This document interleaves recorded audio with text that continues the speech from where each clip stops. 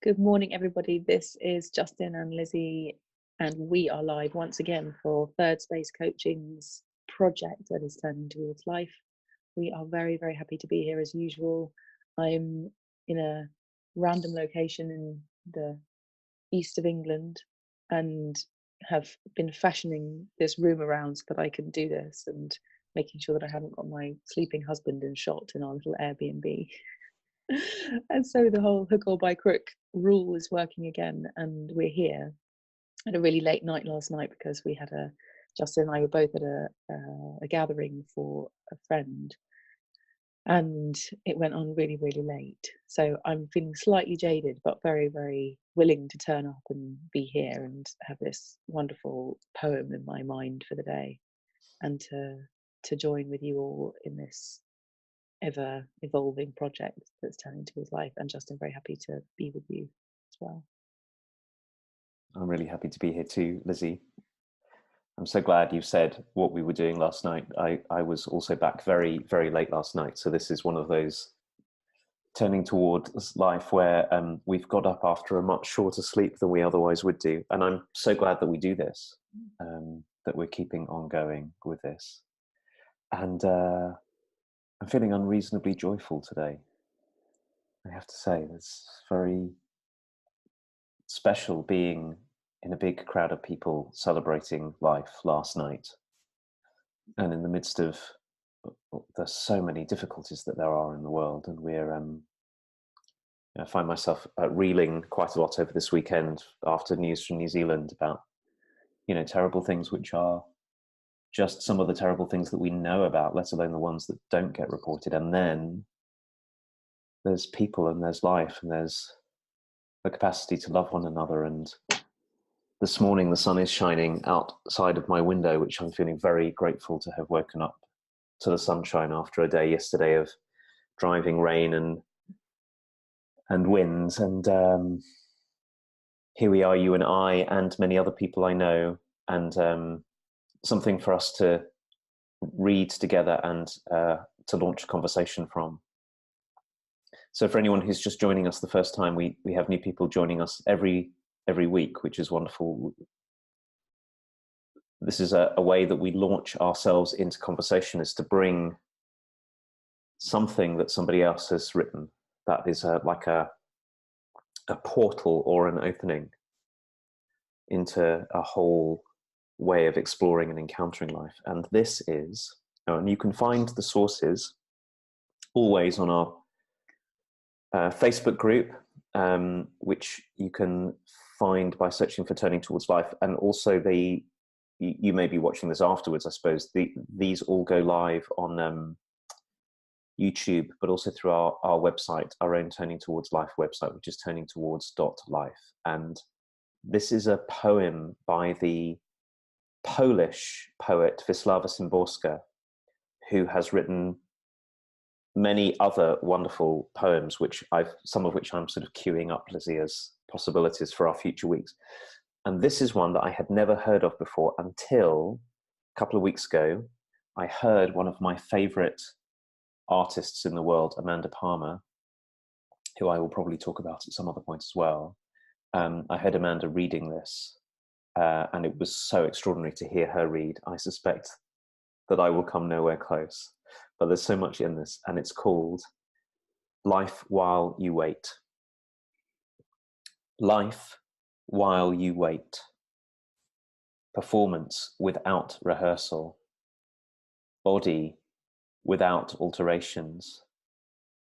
Head without premeditation. I know nothing of the role I play. I only know it's mine. I can't exchange it. I have to guess on the spot just what this play's all about. Ill-prepared for the privilege of living, I can barely keep up with the pace that the action demands. I improvise, although I loathe improvisation. I trip at every step over my own ignorance. I can't conceal my hayseed manners. My instincts are for happy histrionics. Stage fright makes excuses for me which humiliate me more. Extenuating circumstances strike me as cruel. Words and impulses you can't take back. Stars you'll never get counted. Your character like a raincoat you button on the run. The pitiful results of all this unexpectedness. If only I could just rehearse one Wednesday in advance or repeat a single Thursday that has passed. But here comes Friday with a script I haven't seen. Is it fair, I ask, my voice a little hoarse since I couldn't even clear my throat off stage. You'd be wrong to think that it's just a slapdash quiz taken in makeshift accommodations. Oh no, I'm standing on the set and I see how strong it is. The props are surprisingly precise. The machine rotating the stage has been around even longer. The farthest galaxies have been turned on.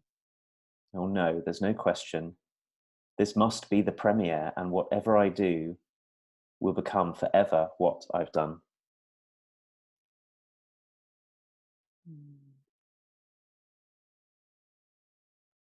So life while you wait. Life while you wait. Performance without rehearsal. Body without alterations. Head without premeditation. I know nothing of the role I play. I only know it's mine.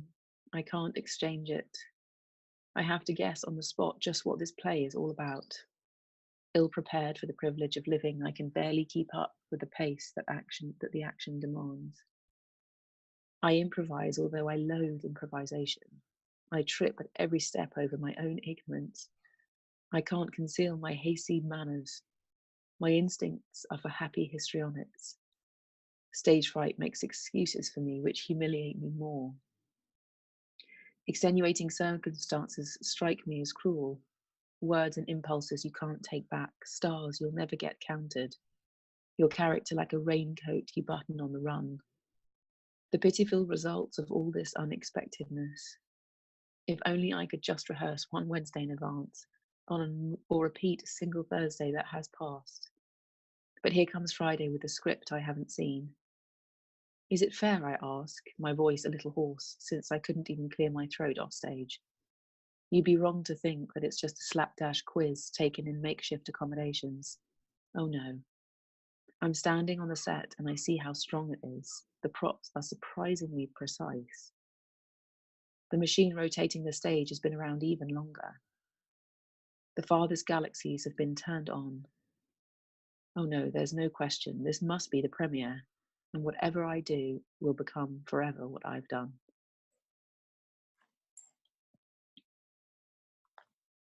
There's so much I love about this poem. What I mostly love right now in hearing you read it is me. I'm just seeing something about myself which I'm able to see quite joyfully this morning, which is a great relief, is how much I demand that life isn't the way that she explains.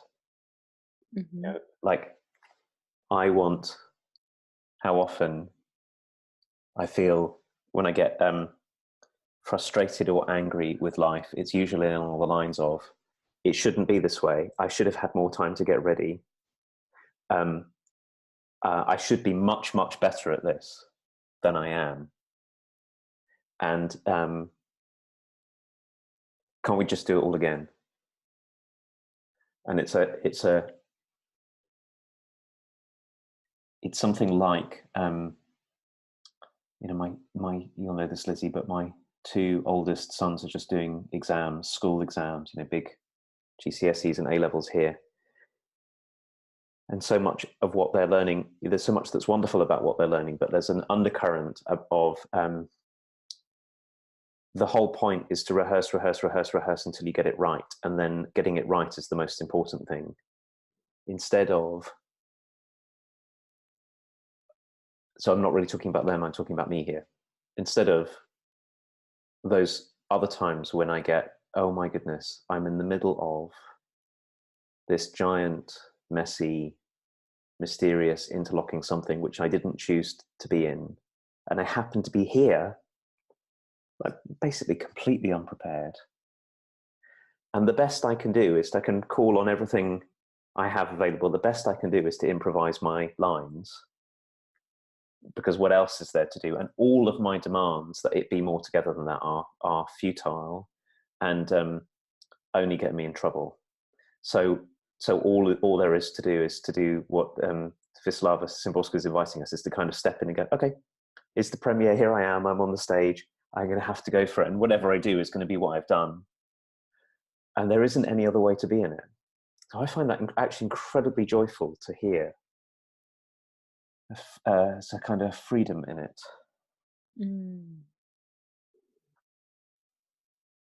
Yeah, I think I experience it in the same way, like a huge, big invitation to be with what is, rather than what I think there should be, or what my version of making this turn out the way that I desire is.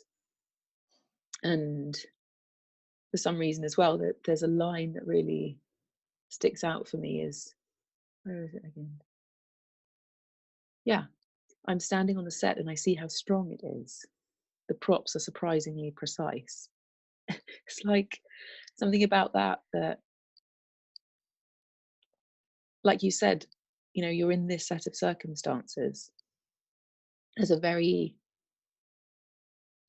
exact set of props in each of our lives, set of circumstances in our lives. And in one way, who knows how that got to be? Like often I can't see how come things got to be this way. Like I often think that about Third Space, which is a big prop in my life, like a small organization with some very wonderful people in that I couldn't have created if I tried. But it's a very precise, surprisingly precise, strong feature, as is each family member and each part, you know, all the different parts of things. And those things continually surprise me as to their strength and meaning. And they have that feel of being a prop because it feels like something that's kind of been put there. And often I can't really see that I did it or that I engineered it. And of course, I'm feeling like, you know, as I come onto the stage as an actor, I wasn't the set designer. I didn't make the set the way that it is, but I interact with it so that it can become whatever it needs to become. And so I feel really invited into just seeing in this moment what all those props are and how important they are, how even if I fight against them, that's the play that needs to be played. And if I love them, that's the play that needs to be played. And if I'm frustrated with them, it's the play that needs to be played.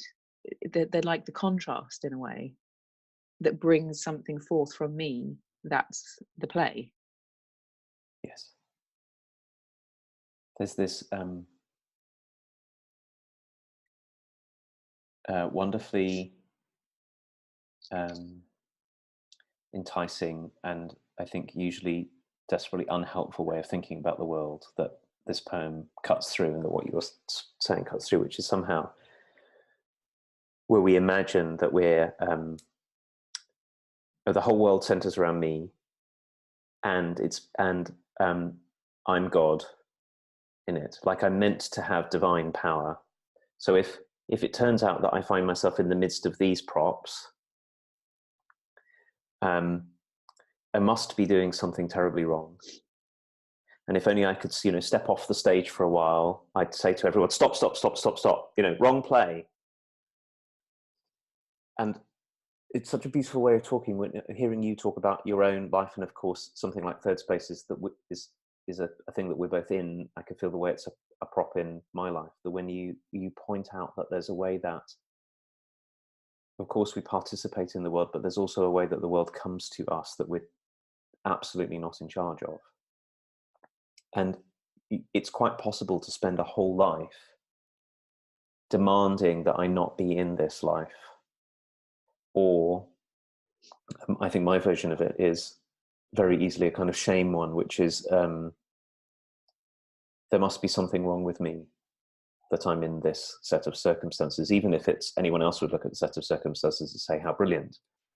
you have friends and family and community and health, you know, but nevertheless, it's really easy for me to look around and go, not that there's something wrong with this life, but that I'm meant to be somewhere else. I'm meant to be in a different circumstance, and somehow I did something that got me in this one, and so I wasn't, I don't know, a politician or a doctor or a writer or living on my own atop a mountain, or whatever version of some other kind of story that I can invent.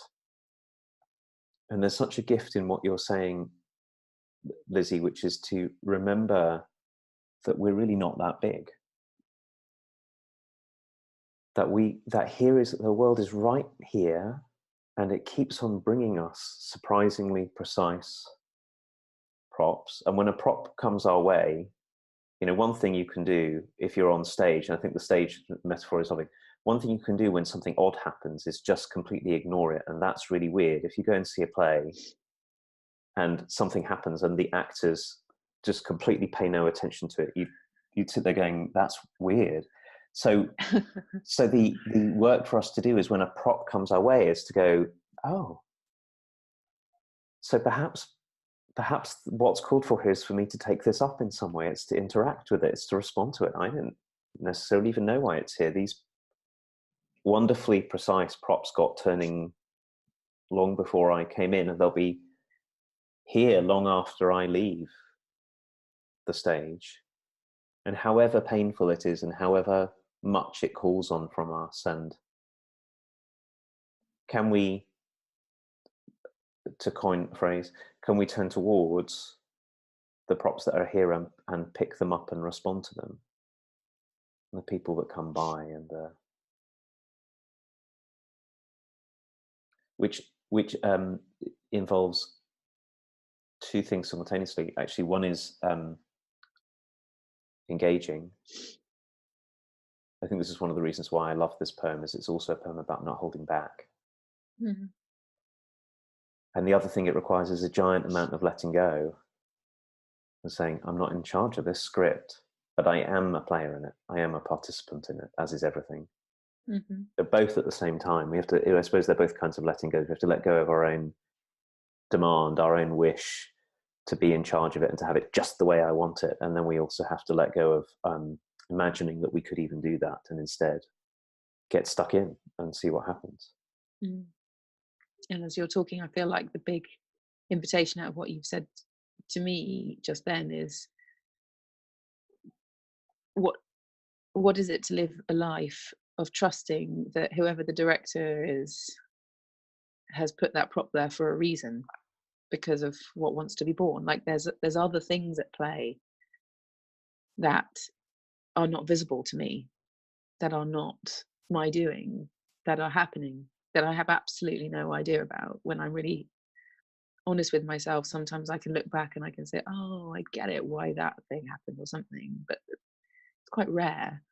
You know, I think it feels like life to me is an increasingly larger opportunity to have faith. And I think when it boils down to it, I guess I do feel like I'm just stepping into something, and this is the premiere feeling, you know, oh, well, this is my life. You know, frequently I'll turn to Matthew, my husband, and say, this is our life. Like this one, like right now, this is our life. There's like a kind of, my goodness, like this is our life. And trusting in that, and really letting it become me, my life become me, rather than me thinking I'm interacting with a life or something. It feels like an act of faith and trust that I am in the right place, and that I am with the right people, and I'm acting in this play faithfully, and with a kind of trust that allows me to do what you said, which is to go all out and have a go, and just wholeheartedly, as best I can, participate in whatever the set of humans and props and circumstances that present themselves. And in the remembering of that faith and trust, I become less of a kind of an engineer of the future, which I know that's what, has caused no end of distraction and anxiety, and still does in lots of ways, where I think, right, I've got a plan. I've got to make a plan. What's the plan? And I'm not sure I'm one of those people for whom plans materialize very well. Like what I've got planned seems far less interesting than what actually happens. What actually happens has much larger horizon, and my little plots and engineerings don't really ever live up to like it all being fine or something like that. That's not how my life rolls. And so I feel like I'm always increasingly invited into accepting improv is life, and that there's no formula that I can make that delivers on something. So it's really lovely, this poem, because it just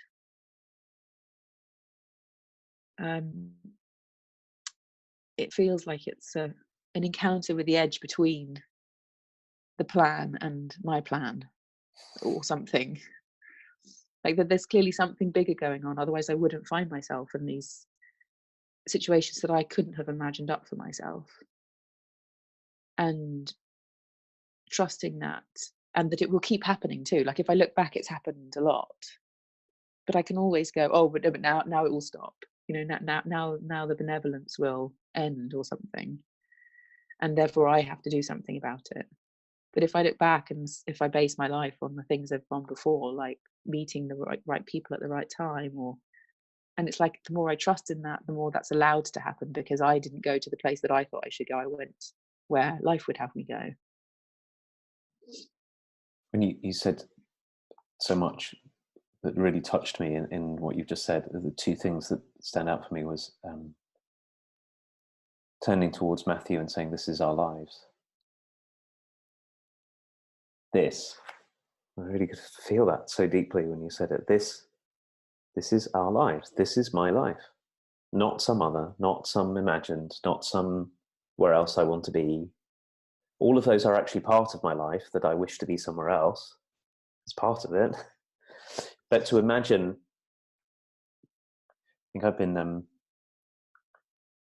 being together last night, Lizzie at her 50th birthday party, and I've been thinking about my own 50th birthday coming up in a year and something, and feeling the passage of time. I can feel how easy it is to live as if this life, which has so much in it, is somehow a mistake, and there ought to be a parallel one, and how that is a profound turning away, because everything in that frame, everything is encountered as a mistake or an error. It's either an error on the part of the world, or it's an error on my part to be fixed. And there's no doubt, we live in times. I was saying this to a very, very dear friend, actually, someone you and I know from our wider community of people who teach integral coaching in the world as well. And I found myself saying, I didn't sign up for this. I didn't sign up for political turmoil. I didn't sign up for the rise of populism and nationalism. I didn't sign up for the terrible difficulties we face from climate change. I didn't sign up to be in a country where there's so much homelessness and cruelty. I didn't sign, all of those things. And the truth is, no, I didn't. This is the life. All of that and everything else is the life in which I find myself. There is no other. And the other thing that I could so hear in what you were saying is this, it seems so important to find language for it, is to see that it's not that on the one hand, I'm just in this play and there's a part written for me and I have to just play the part, which would be a kind of collapse. Or on the other hand, I'm meant to be in charge. And if I just thought the right way, the world would, there's this sort of myth in the world that if you change your thinking, somehow the reason that you're not happy is because, you don't have £1 billion is because you didn't think the right way, as if we could sort of write the play, that neither of those are true. They're both get outs. But what it really is, as you say, there's an unfolding something that's going on which we didn't make and which we cannot change, but we can participate in. And that's what faith is. So it calls on faith in myself, that if I participate, I'm participating, and who knows, and faith in the whole that is way beyond me. And I don't even know what my part is, and it may well not have anything to do with life turning out the way I want it. The life may turn out massively different from the plan. Oh, that's the other thing that struck me, all these plans that we make. Yeah. And then life happens. Yeah. And it turns out that our plans kind of played a part if we have them. But even that when we were at the party last night, I was explaining to someone how I'd come to know, various people that have given birth to third space, and what's been my and your work for a long time, and all the people we know, and this that we're doing now. And you know what? I definitely had a part to play, but a huge amount of it was what came into the path of my life at various times. And of course, how I responded to it, what I did when a person or a prop or something, yeah, that's part of it. But what happened from each of those was also desperately unknown. We respond and then something else happens. So I suppose where I'm sort of finding my way to as we're talking is what happens when we turn towards, yes, we're improvising all the time and there's no, let's get with it and improvise. And second of all, really it's welcoming everything that comes, which doesn't mean being joyful about it. Doesn't mean this is what I wanted, but welcoming it, finding a way to say yes to it sufficiently that we can respond to it and take up on, which is pretty much everything that this poem is reminding us, I think. It reminds me of that part of Turning Towards Life last week when we talked about setting another place at the table. Yeah. And it being that kind of welcome of just, this is here. And being at a table, I love the metaphor because conversations happen at a table. You get to know people at a table. It's a place where there's space between everybody and you're not directly, in my mind anyway, there's a table of many things. And to sit at a table means to join a circle of some kind or a square of some kind. Like it's an entity. It has a boundary, and it feels like that kind of welcome to the things that come along is, as you say, like, this is an inquiry. Like, who's this person? And without being in that inquiry, we might also not ever take up the invitations that are made to us. Like you said, you can meet someone and just look at the floor and not look them in the eyes and just look away because you just, who knows who this person is or whatever. But to be curious and to kind of engage with life and put ourselves in the slipstream of what wants to happen allows this flow that I think we've both experienced in our lives to end up in places that you couldn't have conceived and with people that you couldn't have imagined. And it takes an open-eyed curiosity and an engagement and an improvness that lets us say, all right, then I'll come and do that when I had a different plan, just because I feel like I like someone or whatever. So I feel like I can feel it like in the conversation, like beginning this poem. And I think it's also worth saying that I don't ever really come to these things knowing what the things mean that we read necessarily, especially when it's a poem. It's like, oh God, I've got to try and find a meaning to this or something. But again, I trust that in the engagement between us, things get born that aren't just me. They're different things that get born here than just me trying to study a poem and figure out what it means to me. Oh yeah. And so that's also the trust that I have in this too, which is, I don't have to understand everything before I get here. I can sit and we can talk, and it emerges faithfully as something that's being born rather than premeditated. And what strikes me about it also is that what gets born actually gets born in the in-between. So, for example, this conversation, which likewise I had no idea which way this was going to go. It's not like we planned this. Arises from the in-between of you and I, this technology, people, a piece of text, someone who wrote it, and a whole life that went into writing it. And in between all of that, in our participation, something arises. Yeah. And that's the same with all the props in our lives, if we'll let it. And there's a lovely, I wanted to say this before we ended, is that there's so much to be learned from practicing, going and doing something like comedy improvisation, the practices of improvisation, because one of the moves you have to do for an improvisation to work is to essentially have a mood of yes, and when something comes your way, it's like, yes, it doesn't mean yes, I'll do something in particular. It means, yes, here it is, yes to life, and my response. And the moment anybody in an improv goes, I don't want to be what just came my way, I'm not up for being in this thing, the whole thing loses its life. And then, of course, you're still in a something. That's the thing that's so brilliant about Wisława Szymborska's poem, is you can't then not be in a play. You just happen to be in one that's framed by, I don't want to be in this one. Like there's no escape. So I feel like this whole project, Lizzie, has been one of the reasons why it's a powerful practice to be in, let alone whatever happens for anyone else, is this mood of yes and to what comes and what arises between us, and yes and to you, and yes and to what's happening in myself, and then we find out together. And look, things get born. And I know they get born in other people's lives too. So there's the miracle of it, is other people watch or read or engage with us in one way or another, and the wheels of the galaxies keep on turning and things keep on arising. Yeah. So we're at the time that we have to stop.